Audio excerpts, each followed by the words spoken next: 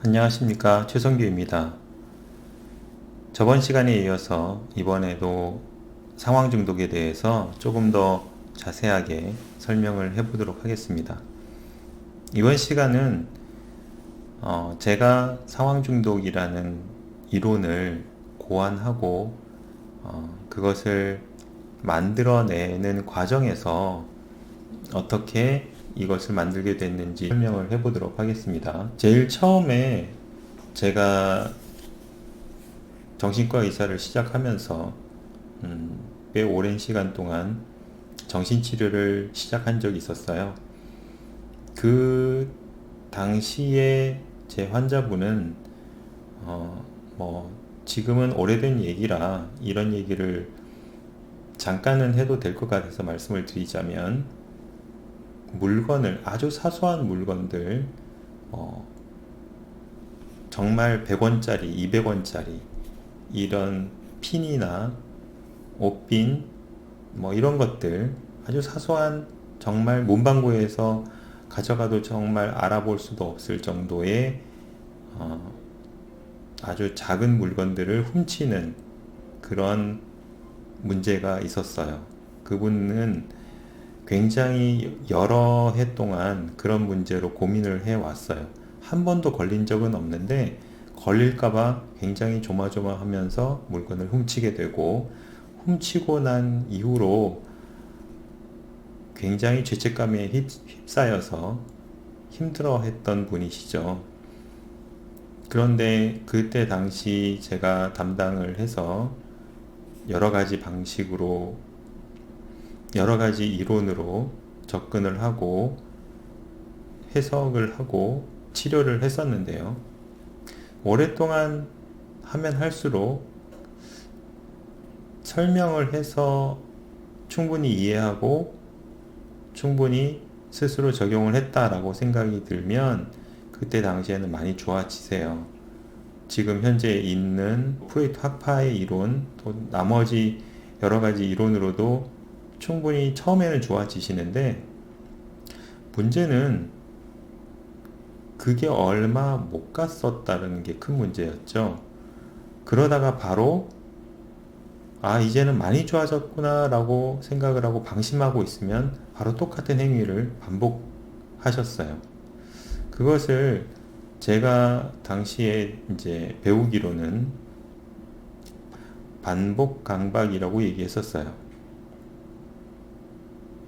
그래서 그렇게 해석을 하고 이것은 반복하게끔 되어 있는 강박증이다 라고 설명을 했지만, 그것을 나아지게 할 수 있는 방법은 없었죠. 그런데 고민하고 고민하던 끝에 이게 분명히 심리적인 문제가 존재하고 심리적인 역동이 분명히 마음속에 존재하는 것 같은데, 이것을 제대로 해석을 못해서 그걸 못 고치는 거지, 이게 고칠 수 없는 병이어서 못 고치고 있는 건 아니다라는 생각이 정말 강하게 들었었어요. 그래서 이것을 어떤 식으로 도와드릴까 굉장히 고민을 많이 하다가 결국엔 이게 중독과 같구나 라는 생각을 하게 되었고, 그리고 그 분이 이렇게 이제 소매치기, 영어로는 샵리프팅이라고 얘기하더라고요. 그래서 그것을 이제 하고 있지 않는 동안에는 굉장히 긴장도가 차오르다가 여러 가지 해석과 여러 가지 관심을 가질 때는 그런 에너지를 통해서 마음이 풀어지고 안심이 되어서 안정이 되지만, 그 안정이 된 시기가 점점 길어지면 길어질수록 더 이상 참지 못하고 점점 훔치고 싶어지는 마음이 강해지는 것을 많이 보고 있었어요. 그러다가 심지어는 안절부절하지 못하는 경우까지 받고 불안해지고 긴장도가 높아졌죠. 어떻게 보면 그것이 중독의 금단 증상과 비슷하다는 생각이 들어서 이것을 중독이라고 생각을 하게 되었고, 중독이라고 한다면 도대체 무엇에 대한 중독이냐 라는 생각을 하면서 이러한 가상의 그래프를 한번 생각을 해봤어요. 그분이 가지고 있던 어린 시절의 결핍들이 좀 심했었기 때문에 그 어린 시절의 결핍들을 우리가 생각할 때 그래프로 나타내 보면, 자, 일반적으로 결핍이 없는 사람들은 평범함을 유지를 할 거예요. 그런데 그분 같은 경우는 어릴 때 굉장히 힘든 시간을 겪었어요. 근데 힘든 시간을 계속 겪었던 건 아니고, 아무리 힘든 시간을 겪고 괴로운 시간을 겪는다 하더라도 한 번도 평범한 적이 없진 않을 거예요. 365일 내내 계속해서 우울하거나 괴롭거나 하지는 않겠죠. 그래서 저는 가끔 가다가 평범해지는 순간들이 있을 텐데, A에서 B로 옮겨가는 시간들이 있을 텐데, 다시 말해서 자기 자신을 괴롭히던 가해자가 대부분은 양육자일 확률이 높은데요. 그 양육자가 어딘가 여행을 갔거나, 이상하게 그날은 양육자가 기분이 좋아서 자기 자신에게 친절하게 대해주거나, 근데 그것이 원래 일반적으로 보통의 평범한 생활이거든요. 아무 일 없이, 아무 일 일어나지 않고 평범한 하루를 보내는 것 자체가 평범한 하루 아니겠어요? 그런데 그러면 그럴수록 그 전에 힘들었던 시간과 평범한 하루의 기분 자체가 너무 극명한 대조를 이룬다는 게 가장 큰 문제죠. 그리고 평상시는 대부분 힘들었던 시간을, 괴로운 시간을 보내고 있다가 중간중간에 평범해지면서 생기는 에너지의 가파른 상승이 안도감을 주겠죠.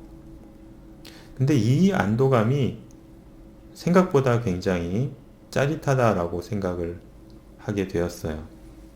그리고 이런 사람일수록 자기 자신이 나중에 독립을 해서 자기를 억압하고 힘들게 하는 양육자를 벗어났을 때 굉장히 즐거움을, 쾌감을 느낄 거라고 생각을 하게 되는 거죠. 사람들은 이제 거기에서 착각하는 부분이 있는데, 이것은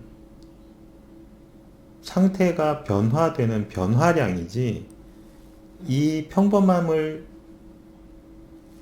상태를 도달했을 때 무조건 느끼는 상태값은 아니라는 거죠. 여기에 도달하면 이때 느끼는 이 짜릿함을 계속 느끼느냐? 아니라는 겁니다. 변화하지 않으면 이 짜릿함은 느낄 수 없는 거예요. 그래서 다시 물론 독립을 해서 편안해지면 어떠한 간섭도, 어떠한 억압도 없는 상태를 유지하게 되면 굉장히 편안해지겠죠. 그리고 편안해지면서 한편으로는 이때까지 내가 살아왔던 삶의 기준인 이 힘든 삶이 비교 기준이 되면서 여기보단 이 상태가 훨씬 좋기 때문에 비교 기준이 여기 있는 한은 굉장히 즐거운 삶을 살 수 있다라는 거죠. 그러다가 이 삶이 3개월, 4개월, 5개월, 6개월 적응을 하면 할수록 결국 나는 계속 이 삶을 살 것이고 다시는 이 삶을 살지 않을 것이기 때문에 나의 평균과 나의 기준은 현재의 삶에 따라서 올라오게 되어 있어요. 올라온 지 얼마 안 되었을 때는 기준이 밑에 있어서 그것과 비교해서 지금 현재 내 삶이 굉장히 즐겁다, 좋다, 짜릿하다 이런 생각을 느끼게 되겠지만,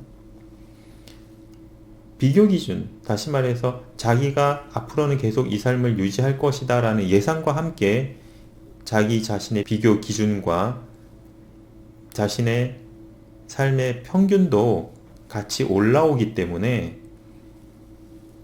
자기 자신은 이대로 유지할 것이고 이제는 더 이상 비교할 대상이 없기 때문에 어떠한 것도 기쁨으로 느끼지 않게 됩니다. 그래서 이 상태가 지속되고 유지되다 보면은 굉장히 따분하고 권태로워져요. 자기는 이거 어릴 때 계속 느꼈던 이 짜릿함을 계속 느끼고 싶은데 이제는 더 이상 그런 변화량을 느낄 수가 없는 상태가 되는 거죠. 이럴 때 사람들은 뭘 택할까요? 물론 이렇게 굉장히 힘든 삶을 살았던 사람들, 어렸을 때 힘든 삶이 유지되었던 사람들 같은 경우에는 이런 식의 문제가 많이 생길 수 있어요.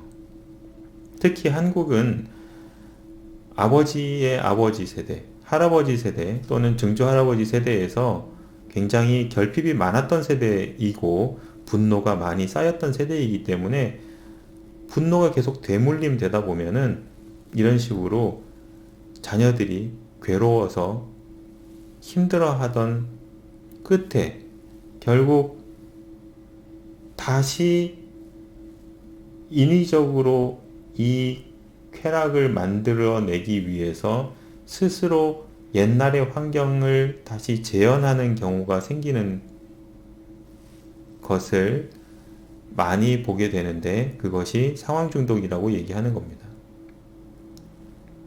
아까 다시 물건을 훔치던 분 얘기를 돌아가 보면 물건을 훔친다는 것 자체가 자기를 극도의 위험 속에 끌어내리게 되는 거예요.